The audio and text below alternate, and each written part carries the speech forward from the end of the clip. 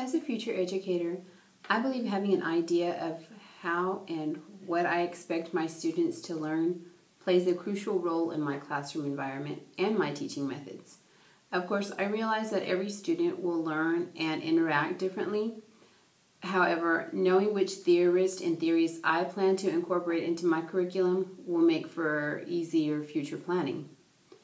Of the theorists that I have studied, behaviorism and information processing are at the bottom of my list of choices. These theories may work well for some students for very specific tasks or maybe in a very specific setting, but I don't like the idea of conditioning my students according to only my way of thinking. I want them to be able to explore different ways of thinking and to form their own opinions, rather than just rewarding them also with meaningless prizes for thinking my way or for answering only in my way of thinking. I can see using this strictly for encouraging positive behavior, but not for long-term learning.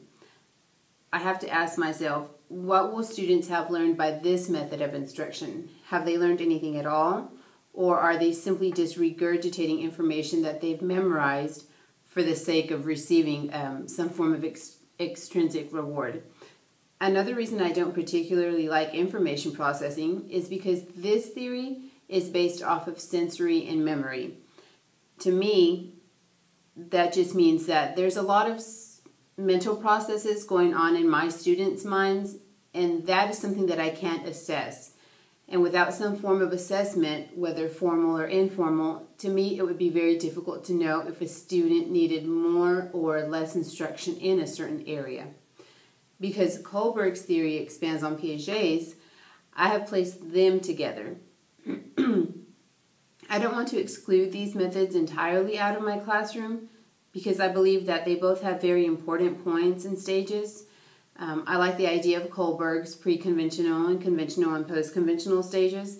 It breaks it down for you, and I think that those stages of moral development would be very beneficial in helping me to connect more effectively and more efficiently with my students and with their learning abilities. In Piaget's theory, I agree with the importance of development, but I also believe that learning is just as important as the process that helps a student reach an understanding or a solution to a problem. I don't think you should completely take that out of the picture. I also have concerns with Piaget's stages of development. I don't believe that all children reach the same stage of development as, say, another child that happens to be the same age. I think social and cultural circumstances play a significant part in a child's development, and Piaget excludes this entirely in his theory. Now, the three theorists that I believe I align with the most are Bronfenbrenner, Erikson, and most importantly, Vygotsky. I appreciate how Vygotsky focuses on student-centered authentic learning. I also agree strongly with his zone of proximal development theory.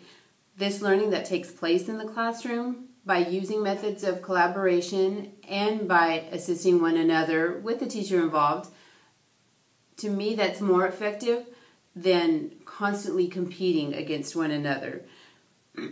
I like the idea of having Bronfenbrenner and Erikson as well in the background as a reminder of the stages and issues that my students are possibly going through or that they are exposed to in their personal lives. So I like the idea of having more or less which theories I want to incorporate into my classroom. I think this will help me in the long run. Maybe once I begin teaching, I can pull from other theories if I feel like that's necessary.